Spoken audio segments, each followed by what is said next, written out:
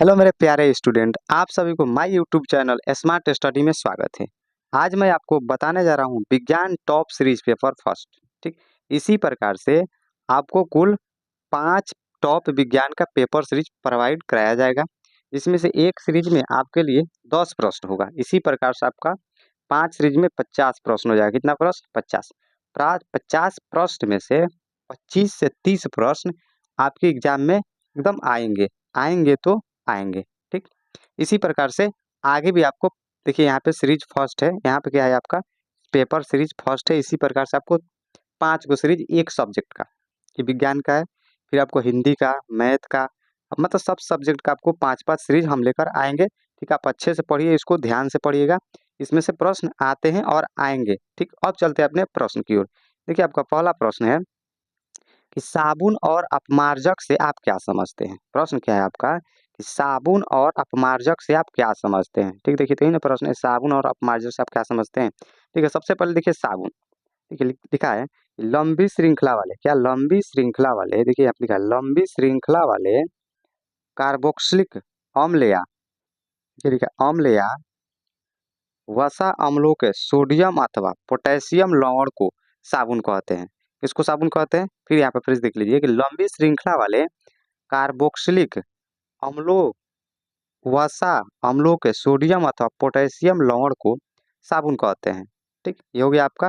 ठीक, अब देखिए अपमार्जक दे रखा है। तो अपमार्जक किसे कहते हैं, अपमार्जक क्या होता है। देखिए यहाँ पे अपमार्जक है कि लंबी लंबी हो गया, थोड़ा सा लंबी श्रृंखला वाले कार्बोक्सिलिक अम्लों के अमोनियम एवं सल्फोनेट लवण को अपमार्जक कहते हैं। ठीक, इसको क्या करना है, आपको याद करना है। कॉपी या पेन से इसको क्या कीजिए, आप लिख लीजिए, या पढ़े हैं तो उसको आप पढ़ लीजिएगा। ठीक, आपका पहला प्रश्न खत्म हो गया कि साबुन किसे कहते हैं और अपमार्जक क्या है। साबुन और अपमार्जक क्या समझते हैं, लिख दिए। ठीक, देखिए अब आपका दूसरा प्रश्न है कि द्विखंडन और बहुखंडन से आप क्या समझते हैं। द्विखंडन और बहुखंडन से आप क्या समझते हैं। देखिए सबसे पहले समझते हैं हम लोग द्विखंडन। क्या? सबसे पहले द्विखंडन। देखिए द्विखंडन इस विधि में एक कोशिकीय जीव, कौन सा जीव, तो एक कोशिकीय जीव। देखिए एक कोशिकीय जीव दो भागों दो भागों में विभाजित होकर एक नए जीव का निर्माण करते हैं। देखिए इसको कह सकते हैं, इस विधि में एक कोशिकीय जीव दो भागों में विभाजित होकर एक नए जीव का निर्माण करते हैं, तो उसे हम लोग क्या कहते हैं, तो द्विखंडन कहते हैं। उसे क्या कहते हैं हम लोग, द्विखंडन कहते हैं। ठीक, अब चलिए देखिए अब बहुखंडन। अब क्या देखिए, अब बहुखंडन, बहुखंडन किसे कहते हैं। बहुखंडन में आपका हो जाएगा कि इस विधि में एक कोशिकीय जीव दो भागों में विभाजित होकर नए पौधों का निर्माण करते हैं, नए नए पौधों का। इसमें क्या होता है कि एक विधि में, इस विधि में एक कोशिकीय जीव कई भागों में, कोई हो गया यहाँ पे हो जाएगा आपका कई भागों में, कोई मिस्टेक से हो गया है, यहाँ पे हो जाएगा कई भागों में विभाजित होकर नए पौधों का निर्माण करते हैं। क्या करते हैं, तो नए पौधों का निर्माण करते हैं। इसे हम लोग क्या कहते हैं, तो बहुखंडन कहते हैं। ठीक है, द्विखंडन मतलब टूट के एगो, टूट के दो गो बन जाता है। अब बहुखंडन मतलब अनेक बन जाना। इसमें क्या होता है, बहुत सारा बन जाता है। क्या होता है इसमें, तो बहुत सारा इसमें टूट के बन जाता है। ठीक, देखिए आपका 3 नंबर प्रश्न है।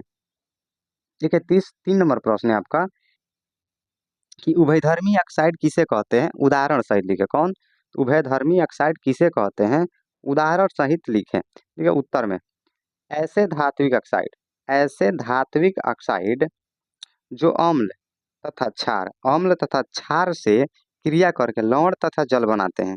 क्या, तो अम्ल तथा क्षार से अभिक्रिया करके लवण तथा जल बनाते हैं, तो उसे हम लोग उभयधर्मी ऑक्साइड कहते हैं। उसे क्या कहते हैं हम लोग, उभयधर्मी ऑक्साइड कहते हैं। ठीक, देखिए इसका उदाहरण दे रखा है, दो उदाहरण है। पहला उदाहरण एल्युमिनियम ऑक्साइड, क्या होता है, एल्युमिनियम ऑक्साइड, पहला इसका उदाहरण है एल्युमिनियम ऑक्साइड। दूसरा आपका जिंक ऑक्साइड। ये भी क्या करना है, आपको याद कर लेना है। देखिए जिंक ऑक्साइड का रासायनिक नाम हो जाएगा JDNO, उसका हो जाएगा Al2O3। ठीक, इसको आपको क्या करना है, याद कर लेना है। ठीक, अब आगे चलिए। देखिए 4 नंबर प्रश्न आपका कह रहा है, 4 नंबर प्रश्न कह रहा है आपका DNA आनुवंशिकता का आधार कैसे, DNA आनुवंशिकता का आधार कैसे होता है, इसको क्या करना है, बताना है। देखिए उत्तर में DNA आनुवंशिकता का आधार क्योंकि, DNA आनुवंशिकता का आधार है क्योंकि, देखिए पहला इसमें देखिए आता है द्विगुणन की क्षमता इसमें पाई जाती है। ठीक। दूसरा आपका देखिए, दूसरा ऐसे दे रखा है कि सभी कोशिकाओं में पाया जाता है। ये क्या होता है कि सभी कोशिकाओं में पाया जाता है, किसमें? तो सभी कोशिकाओं में पाए जाते हैं। तीसरा है डीएनए की अनुकृति मूल डीएनए की अणु की तरह होती है। डीएनए की जो अनुकृति होती है, मूल मूल डीएनए होती है, उसी के प्रकार का इसका भी अनुकृति हो, जैसे पहले वाला होता है सेम सेम उसी प्रकार भी ये भी होता है। 4 नंबर पर आपका दे रखा है, देखिए 4 नंबर, डीएनए स्वयं एक आनुवांशिक पदार्थ है। डीएनए भी क्या है? एक स्वयं आनुवांशिक पदार्थ है। ठीक, इसको भी आपको क्या करना है, लिख लीजिए या पढ़ लीजिए, जैसे भी आप समझ सकते हैं वैसे समझ लीजिए। ठीक, देखिए 5 नंबर प्रश्न है, तंत्रिका तंत्र के कार्यों को लिखें। क्या होता है? तंत्रिका तंत्र के कार्य को लिख देना है। देखिए तंत्रिका तंत्र के कार्य निम्नलिखित है। तंत्रिका तंत्र के कार्य निम्नलिखित है। कौन कौन? पहला, यह शरीर के सभी क्रियाओं को नियंत्रित करता है। शरीर की जितनी क्रिया होती है सबको नियंत्रित करता है, नहीं देखभाल करता है, उसको कराने का काम करता है। ठीक। दूसरा आपका देखिए, शरीर के सभी ऊतकों एवं अंगों में समन्वय स्थापित करता है। दूसरा है आपका, शरीर के सभी ऊतकों एवं अंगों में समन्वय स्थापित करता है। एक जैसा समन्वय का करता है, स्थापित करता है। तीसरा है, शरीर के आंतरिक वातावरण का नियंत्रण करता है। शरीर के जो आंतरिक यानी अंदर का जो वातावरण होता है उसको भी क्या करता है? नियंत्रित करता है। देखिए आगे 4 नंबर है कि प्रतिवर्ती क्रिया द्वारा शरीर की रक्षा करता है। कौन क्रिया द्वारा? प्रतिवर्ती क्रिया द्वारा शरीर की रक्षा करता है। आपको ऐसे भी प्रश्न पूछ सकता है, तंत्रिका तंत्र किस क्रिया द्वारा शरीर की रक्षा करता है? किस क्रिया, आपको याद कर लेना है इसको, यहाँ से आपका 1 नंबर का ऑब्जेक्टिव भी मिल गया कि प्रतिवर्ती क्रिया द्वारा शरीर का रक्षा करता है।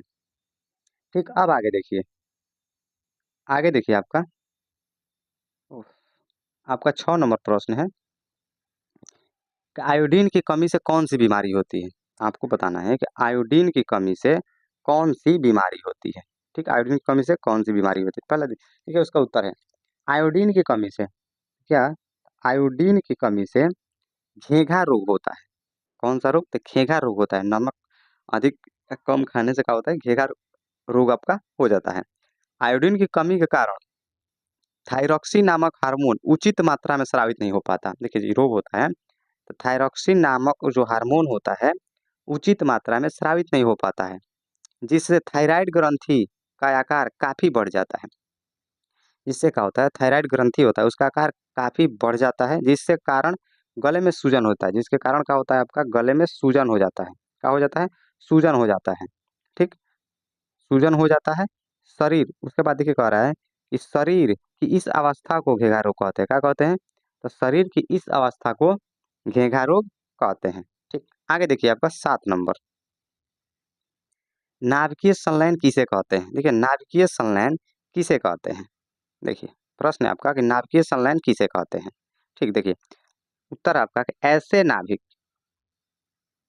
नाभिकीय अभिक्रिया जिसके फलस्वरूप दो हल्के नाभिक संयुक्त होकर, संयुक्त मतलब होता है जुड़कर, दो हल्के नाभिक जुड़कर एक भारी या तथा अस्थाई नाभिक का निर्माण करते हैं। भारी या अस्थाई, अस्थाई मतलब जो एक जगह पर रहता है, तो उसे हम लोग नाभिकीय संलयन कहते हैं। उसे हम लोग क्या कहते हैं?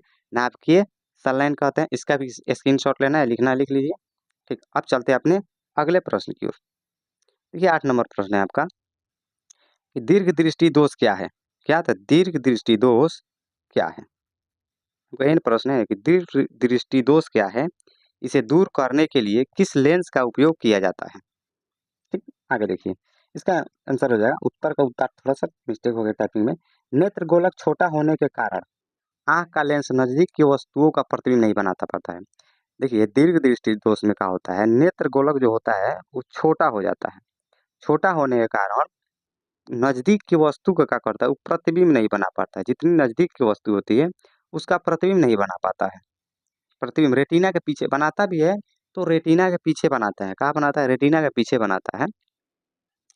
इसलिए कह रहा है कि इसलिए आंख नजदीक की वस्तुओं को साफ साफ नहीं देख पाता, जिसके कारण क्या होता है? आंख नजदीक की वस्तु को साफ साफ नहीं देख पाता है, लेकिन दूर की वस्तु को साफ साफ देख पाता है।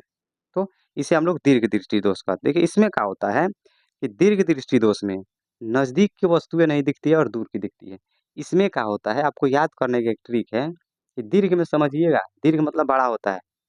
दीर्घ मतलब क्या होता है? बड़ा। बड़ा मतलब दूर भी कह सकते हैं। तो जब दीर्घ पूछेगा तो समझिएगा दूर के दिखाई देवे करेगा। दूर के दिखाई देगा, नज़दीक सेम सेम उल्टा हो जाता है। दीर्घ दृष्टि दोष में नज़दीक का दिखाई नहीं देता है लेकिन दूर का दिखाई देता है। देखिए इसको ठीक करने के लिए, देखिए इसको ठीक करने के लिए कह रहे हैं यहाँ पे, इस दृष्टि दोष को दूर करने के लिए उत्तल लेंस, कौन सा लेंस, देखिए यहाँ पे, तो उत्तल लेंस का उपयोग किया जाता है। कौन सा लेंस, तो उत्तल लेंस का उपयोग किया जाता है। आप यहाँ से ये भी याद कर सकते हैं कि पूछ देगा आपसे प्रश्न, दीर्घ दृष्टि दोष के उपचार के लिए किस लेंस का उपयोग किया जाता है, तो उत्तल लेंस हो जाता है। ठीक, अब देखिए 9 नंबर प्रश्न, 9 नंबर प्रश्न है आपका, विषमपोषी पोषण क्या है तथा यह कितने प्रकार का होता है। आपको बताना है कि विषमपोषी पोषण क्या है तथा यह कितने प्रकार का होता है। विषमपोषी पोषण क्या है तथा यह कितने प्रकार का होता है। ठीक, देखिए इसका आपका हो जाएगा कि वह पोषण जिसमें जीव अपना भोजन स्वयं न बनाकर किसी दूसरे स्रोतों पर निर्भर रहता है। किसी दूसरे स्रोत मतलब किसी दूसरे पेड़ पौधे या कोई भी जीव पर निर्भर रहता है। कह सकते हैं कि वैसा जीव जो अपना भोजन खुद नहीं बनाता है, किसी दूसरे जीव के शरीर पर आश्रित रहता है, उसे विषमपोषी कहते हैं। उदाहरण के लिए ले सकते हैं जूह, जिसको हम लोग ढील भी कहते हैं, हो जाएगा, और जोंक, जैसे जोंक बोलते हैं, बहुत सारा भी हो जाएगा। ठीक, देखिए इसके बाद देखिए इसका कह रहा है विषमपोषी पोषण के प्रकार थे। विषमपोषी पोषण 3 प्रकार का होता है। कितना प्रकार का होता है, तो विषमपोषी पोषण आपका 3 प्रकार का होता है। कौन कौन, तो मृतजीवी पोषण, कौन, मृतजीवी पोषण, परजीवी पोषण और प्राणी संपोषण। कौन, प्राणी संपोषण। इसको ऐसे भी कह सकते हैं मृतजीवी पोषण, परपोषी पोषण, अमृतजीवी पोषण, ऐसे कहते हैं ना। ठीक, अब आगे देखिए आपका लास्ट प्रश्न है 10 नंबर प्रश्न। देखिए आपका 10 नंबर प्रश्न है,